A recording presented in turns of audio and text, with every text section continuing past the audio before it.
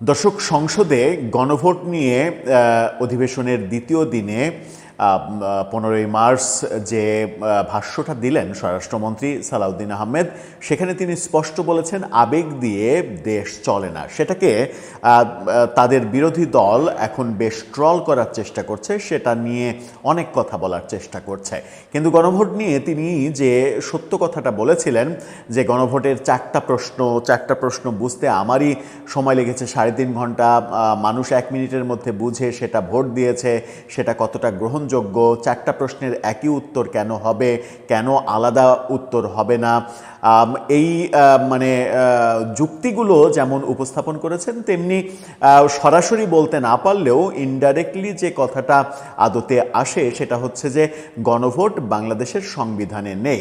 সংবিধানে না থাকা যে কোনো কিছুই অবৈধ। যতক্ষণ পর্যন্ত গণভোটের ব্যাপারটা সংবিধানে না আসছে ততক্ষণ পর্যন্ত গণভোট আয়োজন করার এখতিয়ার নির্বাচন কমিশনের নেই। রাষ্ট্রপতির যে অধ্যাদেশের মাধ্যমে কিংবা আদেশের মাধ্যমে গণভোট হয়েছে, রাষ্ট্রপতি 93 অনুচ্ছেদে অনুযায়ী অধ্যাদেশ দিতে পারেন বটে, কিন্তু সংবিধানে নেই এমন কোনো আইন কিংবা কালা কানুন তৈরি করতে তিনি পারেন না। সংবিধান পরিবর্তন করার কোনো অধ্যাদেশ রাষ্ট্রপতি জারি করতে পারেন না। যেটা তিনি জারি করেছেন গণভোট অধ্যাদেশ এবং জুলাই সনদ বাস্তবায়ন আদেশ অধ্যাদেশ, এই দুটোই সংবিধানে নেই, সংবিধানের বিরোধী তিনি আদেশ দিয়েছেন। এই ব্যাপারগুলো নিয়ে অনেক আগে থেকেই অনেক বিশেষজ্ঞরা বলছিলেন যে এগুলো টিকবে না, ভবিষ্যতে এগুলো যদি চ্যালেঞ্জ হয় তাহলে এগুলো বাতিল হয়ে যাবে। সংসদ ইচ্ছা করলেই এটার বৈধতা দিতে পারে না, কারণ রাষ্ট্রপতি যে অধ্যাদেশ জারি করবেন সেই অধ্যাদেশের সাংবিধানিক বাস্তবতা থাকতে হবে। হ্যাঁ, অনেক আইন করতে পারেন, এটা করতে পারেন, ওটা করতে পারেন, কিন্তু সংবিধানের সঙ্গে সাংঘর্ষিক কোনো কিছু করতে পারেন না। এই ব্যাখ্যা দেওয়ার পরে বিরোধী দলের এটা নিয়ে আরও বেশি স্বরাষ্ট্রমন্ত্রীকে নিয়ে ট্রল করার যে ব্যাপারগুলো আমরা দেখছি, সেই ব্যাপারগুলো বিএনপি মনে করছে সেটা অতিমাত্রায় চলে যাচ্ছে, এবং অতিমাত্রায় চলে যাচ্ছে এই ব্যাপারগুলো যখন তারা ভাবছে, তখন বিএনপির ডাকসাইটে নেতা সাদেক হোসেন খোকার পুত্র ইশরাক হোসেন, তিনি ঢাকা 6 আসন থেকে নির্বাচিত হয়েছেন, মুক্তিযুদ্ধ প্রতিমন্ত্রী হিসেবে দায়িত্ব পালন করছেন। তিনি হুঙ্কার দিয়ে বলেছেন গণভোট নিয়ে বাড়াবাড়ি করলে পুলিশ হত্যার বিচারের দিকে যাবে সরকার। ভয়াবহ কথা। কিন্তু চলুন একটু এর ভেতরে ঢোকার চেষ্টা করি যে বিএনপির হাতে এই মুহূর্তে বিরোধী দলকে শায়েস্তা করার জন্য কিংবা বিরোধী দলকে বাগে আনার জন্য কি কি এজেন্ডা রয়েছে, যেগুলো তারা চাইলেই, ইচ্ছা করলেই তারা ব্যবহার করতে পারবে। থাকবেন পলিটিক্স টিভির নিয়মিত আয়োজনে।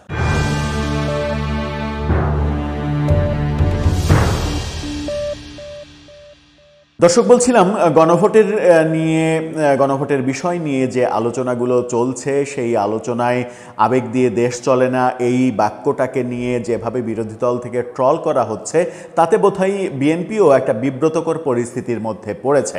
সেই বিব্রতকর পরিস্থিতিতে দাঁড়িয়ে বিএনপি নেতা ইশরাক হোসেন, মুক্তিযুদ্ধ প্রতিমন্ত্রী, তিনি যে কথাটা বলেছেন তাকে নিয়ে মোস্তফা ফিরোজের ভয়েস বাংলা চ্যানেল একটা ফটোকার্ড তৈরি করেছে। সেই ফটোকার্ডটা দেখে নিতে পারেন। সেখানে বলা হচ্ছে যে গণভোট নিয়ে মাতামাতি করলে আমরা পুলিশ হত্যার বিচারের পথে যাব। এটা কিন্তু একটা ভয়াবহ কথা। ভয়েস বাংলা বলছে যে ফেসবুক পোস্ট সূত্রে এই তথ্য, ইশরাক হোসেনের এই মন্তব্য পাওয়া গেছে। কিন্তু আমরা এই ভিডিওটা করার আগে ইশরাক হোসেনের ফেসবুক পোস্ট, সাম্প্রতিক সময়ে ফেসবুক পোস্ট এবং অন্তত গত 10 মার্চ পর্যন্ত, সংসদ বসার আগে পর্যন্ত ফেসবুক পোস্ট ঘাটাঘাটি করেছি। ঘাটাঘাটি করে এই পোস্টটা আর খুঁজে পাইনি। অর্থাৎ সম্ভবত ইশরাক হোসেন এই পোস্টটা আবার অনলি মি কিংবা হাইড করে রেখেছেন। ভয়েস বাংলা এটা নিশ্চিত করছে যে ইশরাক হোসেন এই বক্তব্যটা দিয়েছেন।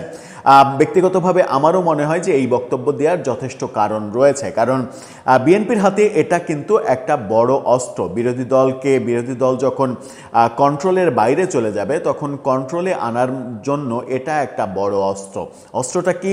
বিএনপি সরকার মানে দায়িত্ব নেওয়ার আগে থেকেই গুঞ্জন চলছিল যে এবার পুলিশ হত্যাকাণ্ডের বিচার তদন্ত এগুলো হবে। বিএনপি সরকার দায়িত্ব নেওয়ার পরে 17 তারিখে শপথ নেওয়ার পরে আমরা দেখেছি যে এই পুলিশ হত্যাকাণ্ডের তদন্তের ব্যাপারে পুলিশের মধ্য থেকে কথা আসছে, গণমাধ্যমে খবর হচ্ছে, এটা নিয়ে বিএনপি মহাসচিব কথা বলছেন যে এটা হবে, কিন্তু স্বরাষ্ট্রমন্ত্রী পরবর্তীতে বলেছেন যে এটা হওয়ার কোনো স্কোপ নেই, সুযোগ নেই। এই সুযোগ নেই বলাতে মানে খুবই চাঞ্চল্যকর পরিস্থিতিতে যে বিরোধী দল পড়ে গিয়েছিল, বিশেষ করে এনসিপি জামাতের নেতাকর্মীরা, তারা একটু হাঁপ ছেড়ে বেঁচেছে। যখন মানে প্রচার হতে শুরু করলো যে পুলিশ হত্যাকাণ্ডের বিচার হবে, তদন্ত হবে, তখন তাদের নানা ধরনের বক্তব্য আমরা শুনছিলাম যে মীমাংসিত বিষয়ে কেন তদন্ত হবে, কেন বিচার হবে। তার মানে ব্যাপারটা তাদের মধ্যে আতঙ্ক তৈরি করেছিল যে পুলিশ হত্যাকাণ্ডের তদন্ত হলে কিংবা বিচার হলে তারা ফেঁসে যাবেন, কিন্তু তাদের তো ফেঁসে যাওয়ার কথা নয়। আবার এটাও অনেকে যুক্তি দিচ্ছেন যে পুলিশ হত্যাকাণ্ডের যদি বিচার হয় তাহলে তো মহান মুক্তিযুদ্ধে ৭১-এর মুক্তিযোদ্ধাদের বিচার হবে রাজাকারদের মারার অপরাধে। এই যুক্তিও অনেকে দিচ্ছেন, মুক্তিযুদ্ধের সঙ্গে ২৪-এর সরকার বিরোধী আন্দোলনের তুলনাও করছেন। হ্যাঁ, এক অর্থে ঠিক যে একটা যদি বিপ্লব হয় তাহলে সেই বিপ্লবে দুই পক্ষেরই মানুষ মরে, দুই পক্ষেরই মানুষ যখন মরে তখন বিজয়ী যারা হয় তারাই মূলত রাজ করে, যারা পরাজিত হয় তারা অপরাধী হয়ে যায়।